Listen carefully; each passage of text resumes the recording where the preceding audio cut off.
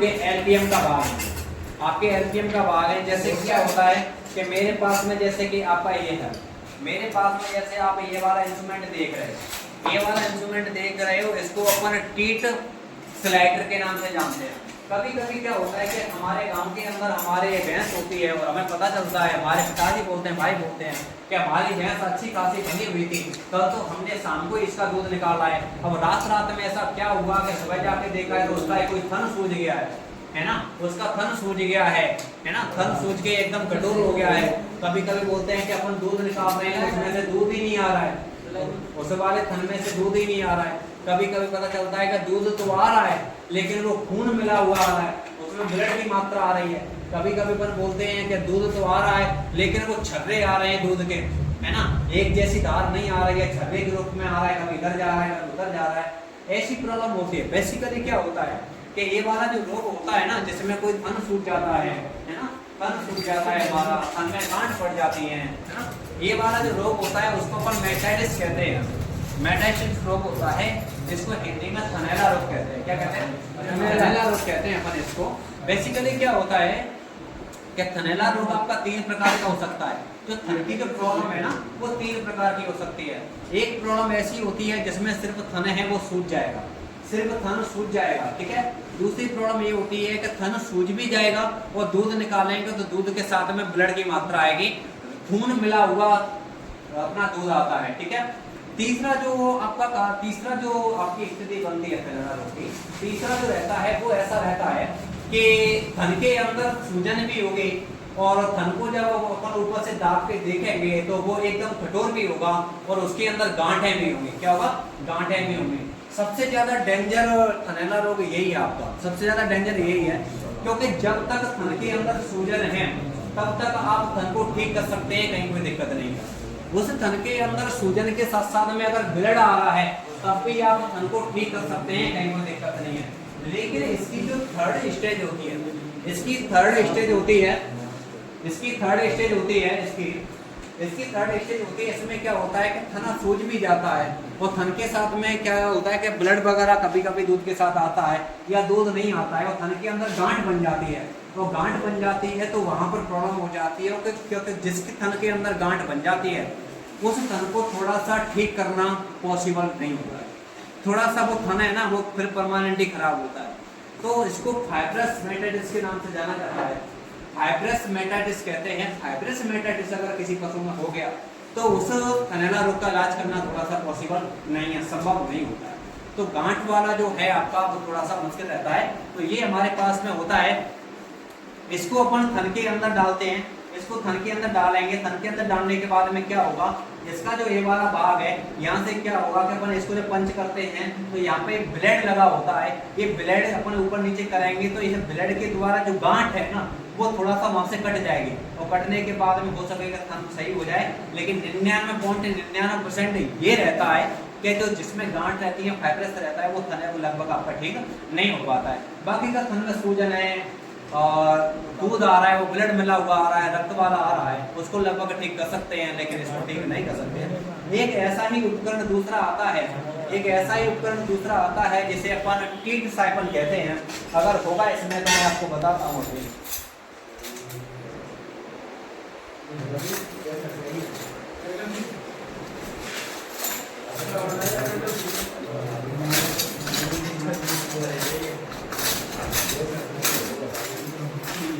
देखो ये वाला जो आपके पास में एक उपकरण होता है, ये वाला जो आपके पास में उपकरण है ना, ये उपकरण जो होता है इसको टीट साइफन कहते हैं। इसको टीट साइफन कहते हैं। बेसिकली इसमें एक पतला तार लगा होता है, आपको दिखाई दे रहा होगा, ये इसमें एक पतला तार होता है, इसे टीट साइफन कहते हैं।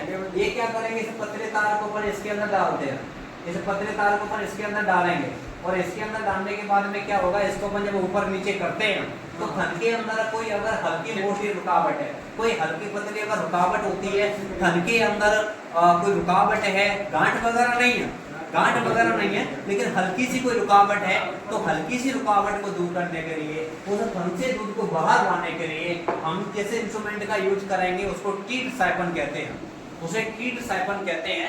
लेकिन अगर थन के अंदर कोई गांठ है थन के अंदर यदि कोई गांठ है तो उस गांठ को दूर करने के लिए तो हमें ये ब्लेड जैसे भाग दिखाई दे रहे हैं। आपको ये दिखाई दे रहा है, आपको ये सबको दिखाई दे रहा होगा। ये ब्लेड जैसे छोटे छोटे ब्लेड जैसे भाग दिखाई होते हैं, इसको अपन इसके अंदर डाल देते हैं। उसको डालने के बाद में ये गांठ को काटने का काम करता है, और गांठ को काटने का काम जो करता है उसे टीथ स्लाइडर कहते हैं। क्या कहते हैं? इसे टीथ स्लाइडर कहते हैं। तो ये टीथ स्लाइडर होता है, और जो नॉर्मल थन की रुकावट को दूर करने का काम करता है उसे टीथ साइफन कहते हैं। तो टीथ साइफन नॉर्मल थन की रुकावट को दूर करने में काम में देते हैं, और टीथ जो स्लाइडर होता है इसका यूज अपन किसी भी प्रकार की गांठ को दूर करने के लिए करते हैं।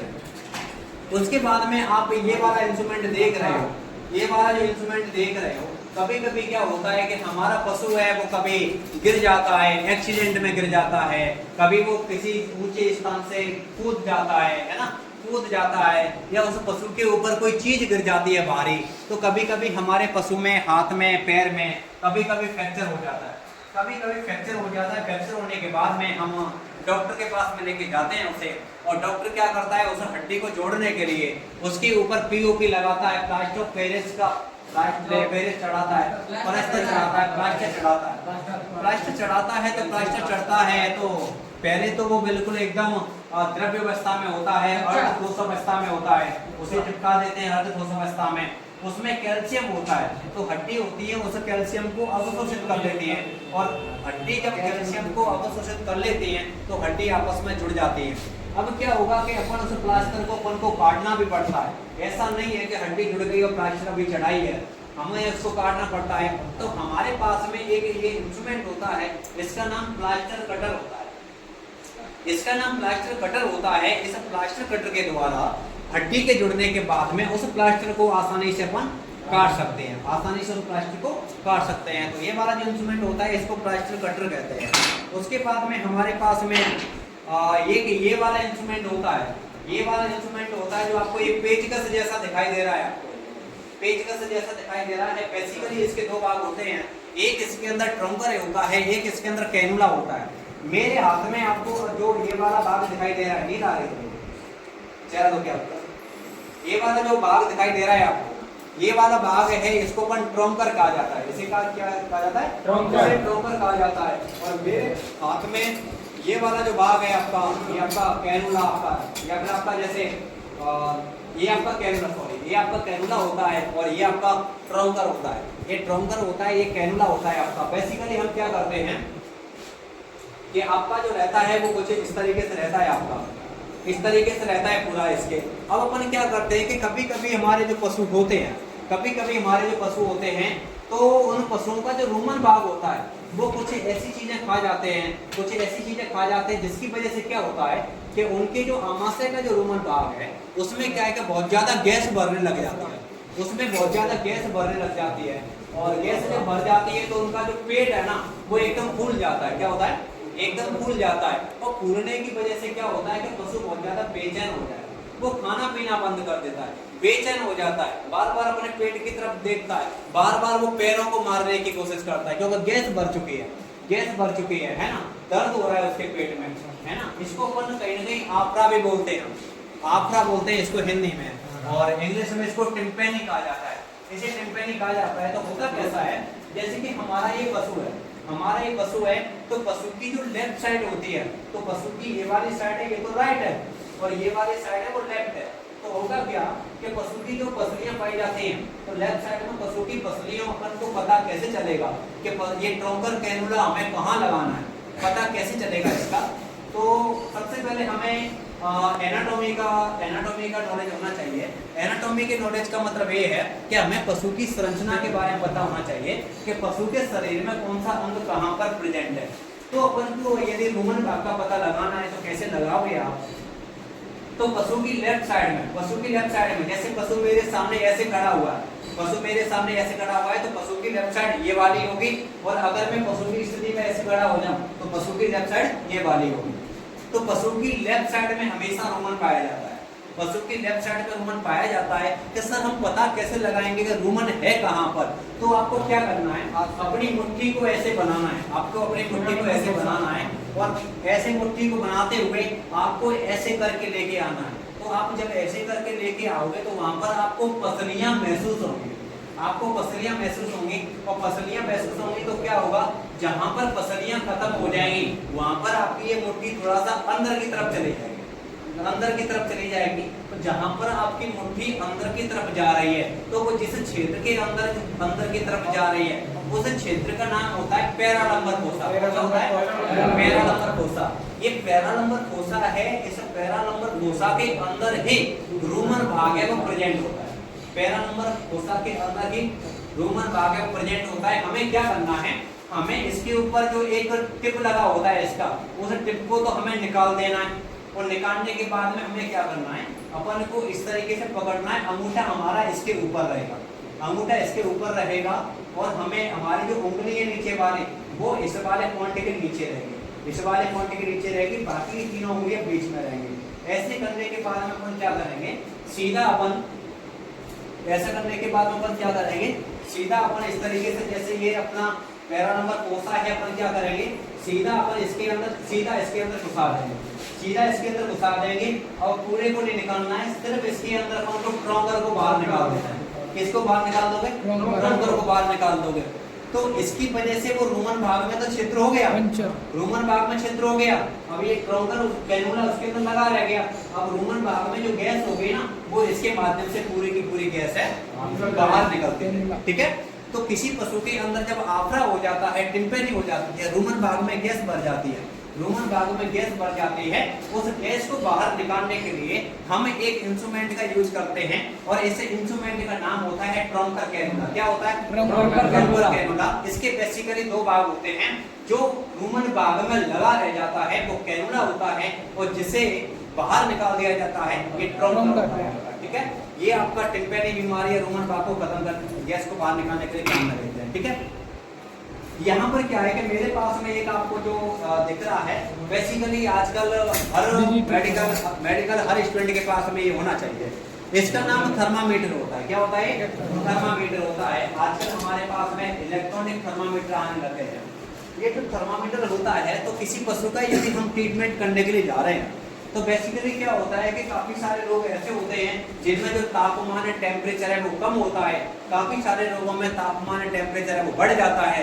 जैसे कि आपका मिल्क फीवर रोग होता है, मिल्क फीवर रोग के अंदर क्या होता है, तापमान कम हो जाएगा पशु का। ठीक है, और जैसे आपका कोई बैक्टीरियल डिजीज है, कोई जीवाणु से संबंधित रोग है, कोई संक्रमण हो रहा है, कोई इन्फेक्शन हो रहा है, तो उसमें क्या होता है, तापमान बढ़ जाता है। तो ये जो थर्मामीटर होता है ना, इस थर्मामीटर के द्वारा हम किसी भी पशु के तापमान को ज्ञात कर सकते हैं।